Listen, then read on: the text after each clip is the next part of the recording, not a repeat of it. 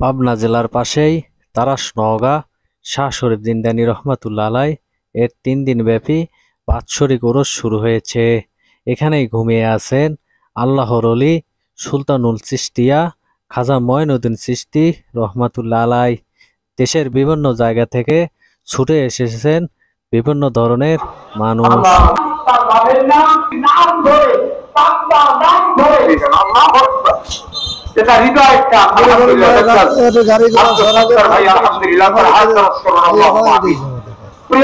এখানে বাৎসরিক বড় একটা ওরস হয়, বড় একটা জামাত হয়। মাজার জিয়ারত করে জামাত পড়ে শুক্রবারে জামাত পড়ে বাসা বিলে যায়। অনেকটা আল্লাহ অনেকটা দেয়, স্বস্তি বা শান্তি দেয়। শান্তির কারণে এখানে আসে আমরা বৎসরিক এখানে আসিব। শাহ জিন্দানী বাবার ওরস মোবারক বৎসরিক হয়, সেজন্য আসছে।